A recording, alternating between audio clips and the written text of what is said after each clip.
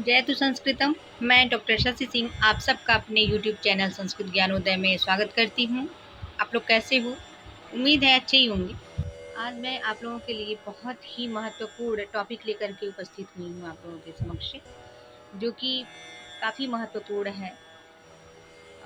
आज मैं वैदिक छंद लेकर के आप लोगों के समक्ष उपस्थित हुई हूँ, जो कि परीक्षा की दृष्टि से काफ़ी महत्वपूर्ण है और नेट जेआरएफ के परीक्षाओं में अक्सर आते रहते हैं। ऋग्वेद संहिता में कुल 20 छंदों का प्रयोग होता है, ठीक है। लेकिन इनमें से प्रमुख 7 छंद माने जाते हैं। अब ये सातों छंद आप कैसे याद करेंगे, ये ट्रिक मैं आप लोगों को बताऊंगी। तो वीडियो पे आप लास्ट तक बने रहिएगा, स्किप करके बिल्कुल भी नहीं देखिएगा। हाँ, और समझने की कोशिश करिएगा। परीक्षा की दृष्टि से काफ़ी महत्वपूर्ण है और अक्सर परीक्षाओं में पूछता रहता है। इसमें अक्षरों की गणना पूछता है कि इसमें कितने अक्षर हैं, इस गायत्री छंद में कितने अक्षर होते हैं, कुशल छंद में कितने अक्षर होते हैं, अनुष्टुप में कितने अक्षर होते हैं, बृहति छंद में कितने अक्षर होते हैं, पंक्ति छंद में कितने अक्षर होते हैं, त्रिष्टुप छंद में कितने अक्षर होते हैं और जगती छंद में कितने अक्षर होते हैं। तो इसकी गणना आप कैसे करेंगे और कैसे आप लंबे समय तक इसको याद कर सकते हैं, कैसे इसको अपने माइंड में हमेशा रखे रह सकते हैं ताकि यह भूले ना आपको भविष्य में कभी भी। तो इसको याद करने का मैं आगे फार्मूला बताऊंगी कि आप किस तरीके से आप इसको याद करोगे कि ये लंबे समय तक आपके दिमाग में टिका रहे, ठीक है, निकल के भागे ना। क्योंकि बहुत सारी चीज़ें हैं और स्मरण विस्मृति जिसको कहते हैं, स्मरण शक्ति जो होती है, तो आप किसी चीज़ को याद करते हैं तो फिर वो विस्मृत भी होता है, ये स्वाभाविक क्रिया है। लेकिन आप इसको लंबे समय तक कैसे याद कर सकते हैं, कैसे अपने माइंड में रख सकते हैं, तो इसका उपाय मैं आप लोगों को बताऊंगी, इसका एक ट्रिक बताऊंगी जिसके माध्यम से आप इसको लंबे समय तक अपने दिमाग में बैठा सकते हैं और परीक्षा में जब भी पूछा जाएगा इन सब चीज़ों को आप बिल्कुल तुरंत इसका जवाब बेझिझक दे देंगे, ठीक है। तो चलिए हम क्लास स्टार्ट करते हैं। पहला है गायत्री छंद। गायत्री छंद में 24 अक्षर होते हैं, ठीक है। 8-8 अक्षरों का 3 चरण होता है और तीनों में 8-8 अक्षर होते हैं। तो ऐसे कुल मिलाकर के 24 अक्षर होते हैं। हम गायत्री अक्षर से लेकर के, अब देखिए, पहला है गायत्री, दूसरा छंद है उश्री, तीसरा है अनुष्टुप, चौथा है प्रेति, पांचवा है पंक्ति, छठा है त्रिष्टुप और सातवां है जगती, ठीक है। तो अब आप इसको क्रम से याद करेंगे। गायत्री, उश्री, अनुष्टुप, बृहति, पंक्ति, त्रिष्टुप, जगती। क्रम से इसको बार बार याद करिए। गायत्री, उष्टिक, अनुष्टुप, बृहति, पंक्ति, त्रिष्टुप, जगती। गायत्री, उष्टिक, अनुष्टुप, बृहति, पंक्ति, त्रिष्टुप, जगती। आप इसको अंगुलियों पर गिन करके क्रम से बिल्कुल याद करिए। क्रम आपका भंग नहीं होना चाहिए, ऊपर नीचे क्रम नहीं होना चाहिए, ठीक है। तभी तो आप इसको लंबे समय तक याद कर सकते हैं। जो ट्रिक मैं बताऊंगी वो ट्रिक काफ़ी आप लोगों के लिए लाभप्रद होगा। तो देखिए, पहला है गायत्री, दूसरा है उष्टिक, तीसरा है अनुष्टुप, चौथा है प्रेति, पांचवा है पंक्ति, छठा है त्रिष्टुप और सातवां है जगती। ये क्रम आपका बिल्कुल सही होना चाहिए, ऊपर नीचे बिल्कुल भी नहीं होना चाहिए। पहला है गायत्री, दूसरा है उष्टिक, तीसरा है अनुष्टुप, चौथा है बृहति, पांचवा है पंक्ति, छठा है त्रिष्टुप और सातवां है जगती, ठीक है। अब इसमें देखिए, पहला जो गायत्री छंद है उसमें 24 अक्षर होते हैं। अब 24 में यदि आप 4 जोड़ते हैं तो वो हो जाएगा 28। तो दूसरे नंबर पे उष्टिक है, तो उष्टिक जो छंद है उसमें कितने अक्षर हुए? 28 अक्षर हुए। 24 में 4 जोड़ दिए तो 28 अक्षर हुए। अब तीसरे नंबर पे है आपका अनुष्टुप छंद। अनुष्टुप छंद में आपने 4 और जोड़ दिया, 28 में 4 और जोड़ देंगे तो कितना हो जाएगा? 32 हो जाएगा, ठीक है। तो अनुष्टुप छंद में कितने अक्षर हुए? 32 अक्षर हुए। चौथे नंबर पे आपका आ जाएगा बृहति छंद। बृहति छंद में कितने अक्षर है? 36 अक्षर है।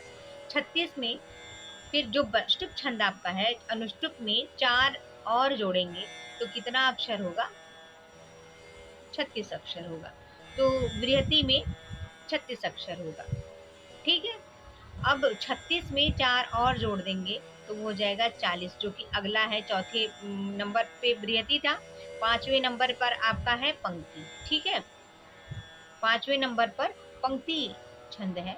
तो पंक्ति में 36 में से 4 और जोड़ देंगे, 36 में 4 और ऐड करेंगे तो 40 हो जाएगा। ठीक है, तो वो पंक्ति में आपका 40 अक्षर हो गया। फिर आपका पंक्ति के बाद है त्रिष्टु, तो पंक्ति में जब 4 और जोड़ेंगे तब वो हो जाएगा 44 अक्षर, जो कि त्रिष्टुप छंद है छठे नंबर पर। तो त्रिष्टुप छंद में 44 अक्षर हो गए। और फिर आप 44 में 4 और जोड़ेंगे तो आपका हो जाएगा 48 अक्षर। तो त्रिष्टुप के बाद आता है जगती, तो जगती में आप जो है, जगती में 48 अक्षर। ठीक है, तो 24 अक्षर गायत्री में होते हैं। अगर आप इसको क्रम से याद करते हैं, गायत्री, उष्णिक, अनुष्टुप, बृहति, पंक्ति, त्रिष्टुप, जगती, तो 24 के बाद अगले एक एक क्रम वाइज आप जो है 4-4 अंक जोड़ते जाएंगे। तो आपका प्रत्येक का जो है, आपका अक्षरों का गणना मालूम हो जाएगा आपको, चाहे जब भी। तो आप इसको ऐसे उसमें जोड़िए। अब ऐसे याद करने की जरूरत नहीं है आपको कि पंक्ति में 40 अक्षर होते हैं, त्रिष्टुप में 44 अक्षर होते हैं। यदि आप ऐसे याद करेंगे कभी तो भविष्य में आप भूल जाएंगे। आप उसको, आप अक्षरों की गणना को भूल जाइए, आप अक्षरों की गणना को मत याद करिए, आप सिर्फ क्रम से छंद को याद कर लीजिए। जैसे गायत्री, उष्णिक, अनुष्टुप, बृहति, पंक्ति, त्रिष्टुप, जगती। गायत्री, उष्णिक, अनुष्टुप, बृहति, पंक्ति, त्रिष्टुप, जगती। गायत्री, उष्णिक, अनुष्टुप, बृहति, पंक्ति, त्रिष्टुप, जगती। और आप इसको अंगुलियों पर काउंट करिए। अब बस इतना जान लीजिए कि आपका पंक्ति, अगर पूछ लिया कि पंक्ति छंद में कितने अक्षर होते हैं, तो आप इसको अंगुलियों पर गिन लीजिए कि गायत्री, उष्णिक, अनुष्टुप, बृहति, पंक्ति। 5वें नंबर पर आपका आ रहा है पंक्ति छंद, तो 24 में से 4-4 जोड़ लीजिए। गायत्री छंद में पहले नंबर पे गायत्री है, तो गायत्री में 24 अक्षर होते हैं, ये याद कर लीजिएगा। तो गायत्री में 24 अक्षर होते हैं, 24 में 4 और जोड़ेंगे 28 हो जाएगा, 28 में 4 और जोड़ेंगे 32 हो जाएगा, 32 में 4 और जोड़ेंगे तो 36 हो जाएगा। 36 में यदि हम 4 और जोड़ते हैं तो 40 अक्षर होगा। 5वें नंबर पर आपका 40 कंप्लीट हो जाएगा।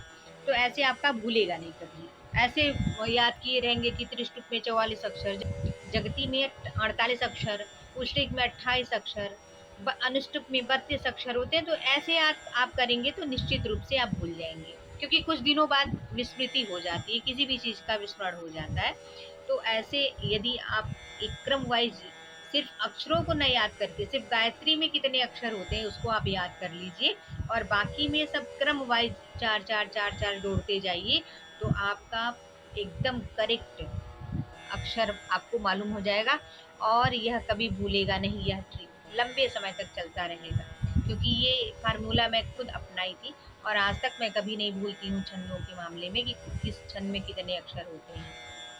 परीक्षा में जब भी कहीं भी अगर आ जाता है तो ये हो जाता है कि अच्छा हाँ इसमें इतने अक्षर हैं, काउंट कर लीजिए तुरंत।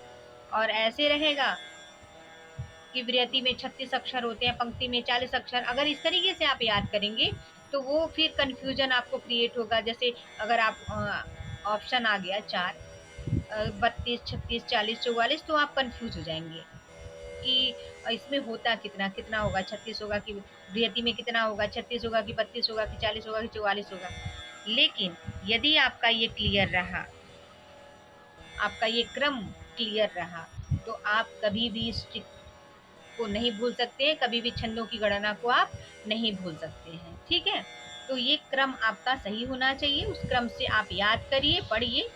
पहला है गायत्री, दूसरा है उष्णिक, तीसरा है अनुष्टुप, चौथा है बृहति, पांचवा है पंक्ति, छठा है त्रिष्टुप और सातवां है जगती। आप इस क्रम को याद करिए, अंगुलियों पर आप इसको याद करके बिल्कुल क्रम वाइज याद करके छोड़ दीजिए। अक्षरों की गणना मत याद करिए, अक्षरों की गणना बाद में काउंट कर लीजिएगा 4-4 ऐड करके क्रम वाइज आप अक्षरों की गणना निकाल लेंगे।